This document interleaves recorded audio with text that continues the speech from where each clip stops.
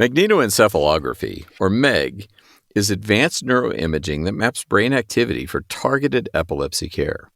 Children's Health's Comprehensive Epilepsy Center uses MEG to greatly enhance epilepsy care in the pediatric patient population. This is Pediatric Insights, Advances and Innovations with Children's Health, where we explore the latest in pediatric care and research.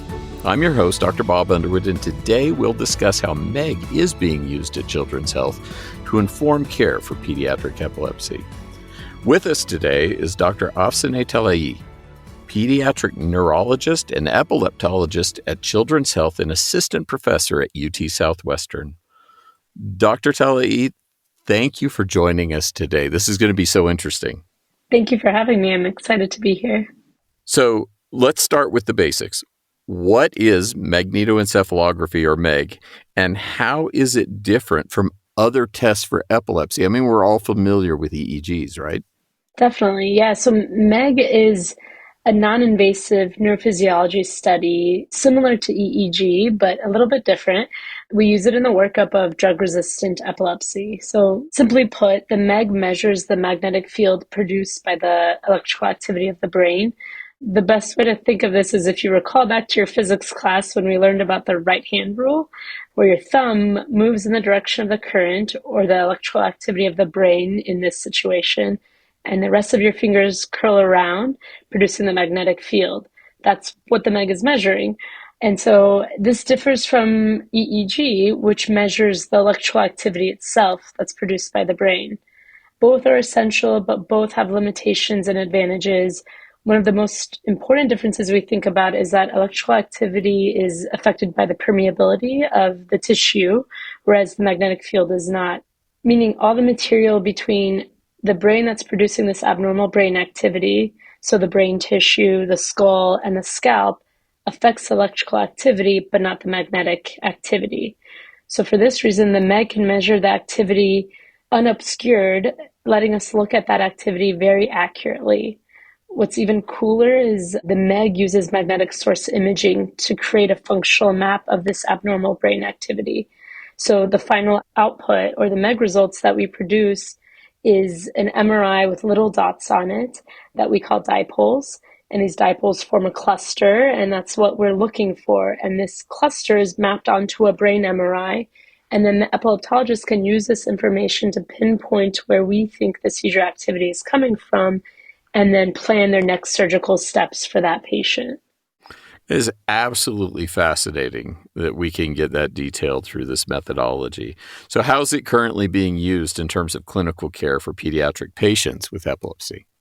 We're currently using the MEG to help us localize where we think the seizures are coming from. So this information is essential for helping us guide invasive EEG monitoring, what we call SEEG.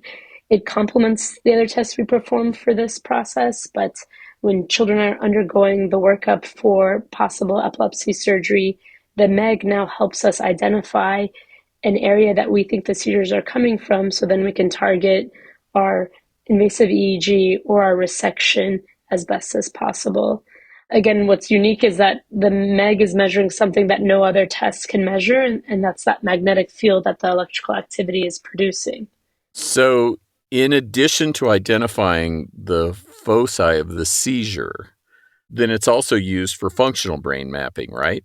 That's right. So it's really awesome that we can use the MEG not only for identifying where the seizures are coming from, but to help us localize what we call eloquent cortex, or the parts of the brain that control important functions for our day-to-day life, such as movement, speech, and vision, to name a few. So when we're planning epilepsy surgery, we're wanting to identify not only where the seizures are coming from, but where are the essential parts of our brain that we can't absolutely lose. And we correlate these two areas to ensure that when we're giving a recommendation for a surgical intervention, our neurosurgeon doesn't go near the eloquent cortex, ideally, to avoid any deficits after the surgery. So the MEG is helping us identify those essential areas, as well as identifying the essential areas where the seizures are coming from, and making sure that we know where those places are and avoiding targeting the eloquent cortex. So based on the mapping you're able to do with MEG, you're able to preserve the critical functions like speech, motor control, things like that during a neurosurgical procedure. Exactly. That's just fascinating that we can do these things now. It really is. And so pediatric patients, they present unique challenges in epilepsy management. So what makes MEG particularly useful in this particular population, and how does it compare to other diagnostic tools in terms of comfort, safety, things like that with pediatric kids? Definitely, the MEG is a very useful tool in our pediatric patient population. For instance, sometimes the MRI may be limited as pediatric brains haven't completely finished myelinating or developing, and so the MRIs might miss, these subtle abnormalities. Well, the MEG is not really affected by that, and so often we might use technology like the MEG to help us identify an abnormality that the MRI may miss. Additionally, with the MRI, it's a long procedure that requires a patient to not move at all, so sedation is often required for our younger patients. In the MEG, there is some flexibility with that, and so we actually don't sedate our patients. So the risk of undergoing a MEG is a lot less, and it poses no risks to our patients, meaning there's no radiation, they don't need an IV, there's no other side effect that comes with the procedure. So I think it's very palatable to families when you put it that way. Now, it does require involvement and participation from the patient. So our MEG team, specifically our technicians, are so great at working with the families and the physician ordering the tests to create a plan to help the child successfully complete this procedure. And we've been very successful. Most of our patients tolerate it very well and are able to get really good results from it. That is awesome in terms of being able to meet the patient where their capability is and their cooperation and not be so intimidating. Taking care of kids is scary for the patient sometimes. And to be able to do something like this where it's not as traumatic for them, I think is phenomenal. Definitely. In our pediatric epilepsy population, they have a lot of developmental differences. And so being able to work with them and their families is important for us to be able to successfully complete our procedures, such as the MEG. Yeah, that's awesome. So do you have any specific cases where MEG played a key role in diagnosing, treating a complex case? What were the outcomes? Oh, there's so many to choose from, but I'd have to say we have several patients who fit in a category that are very difficult to treat. So they have drug-resistant focal epilepsy, but their MRIs are normal, meaning there's nothing on the MRI to tell us why they're having seizures. And this poses a challenge because when you want to do epilepsy surgery, you want to be able to tell your neurosurgeon and point maybe to the MRI and say, hey, take this piece of the brain out or target the invasive EEG, the SEEG right there so that we can collect the information we need. Well, when their MRIs are normal, that's difficult. And we have a lot of extra tests that help us. And the seizure semiology and the history the families provide are very helpful. But at the end of the day, you want something to point to and say, this is where I think the abnormality is. And that's where the MEG comes in. So in these few patients who underwent a MEG, we identified a cluster, those dots or dipoles that we have on the MRI. The cluster was identified on these patients. And then during our multidisciplinary epilepsy surgery conference, our neuroradiologists went back and looked at the MRI in that region of the cluster, and sure enough, they identified a subtle abnormality, possibly what we call a dysplasia. And so then we were able to take it to the neurosurgeon and say, hey, there's something subtle here. Can we target our SEEG electrodes right around this lesion and see if we have seizures coming from here? And sure enough, in these few patients, we captured seizures from here, then took them to surgery to remove that lesion. And now a few of them have had such great outcomes. And so I tell these stories because the MEG was just so vital to their workup and so vital for their success. At the end of the day, the MEG is just one other test we do of many, but sometimes it could play a very pivotal role in some of these patient cases. That's huge to be identify the location so precisely. That's an amazing story.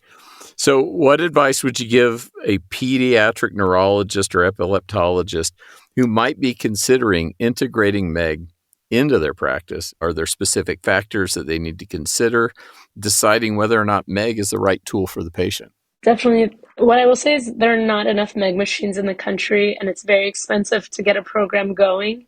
So ideally, what a pediatric neurologist or epileptologist should do next is to identify a MEG program near them that can work with them to easily and quickly get their patients in for this study. There's maybe about 50 in the whole country, and not every state has one. There's a whole process to get insurance approval that requires a lot of manpower and dedication. Thankfully, our MEG team here at Children's and UT Southwestern has been doing an awesome job at this. And as a result, we've actually been getting a lot of MEG requests from out of state, as far as even California. That just speaks volumes to our program and how we're able to help our families get them in and help other providers. But yeah, most importantly is to find a MEG program that'll work with you to get your patient the tests they need. So as we close, anything else you'd like to add?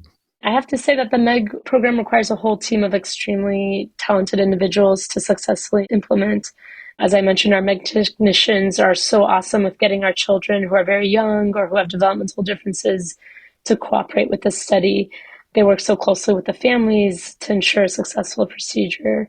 We also have MEG scientists who are PhD trained scientists who work with the data we produce, and the radiologist who then interprets the location of the findings.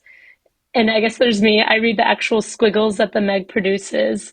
But at the end of the day, it's a team approach, and we have really one ultimate goal, and that's to make the lives of children with epilepsy better. That's phenomenal. Thank you so much for being with us today. I have learned so much. Thank you for having me. And to our audience, thank you for listening to Pediatric Insights, Advances, and Innovations with Children's Health, where we explore the latest in pediatric care and research. You can find more information at childrens.com. And if you found this podcast helpful, please rate and review or share the episode. And please follow Children's Health on your social channels.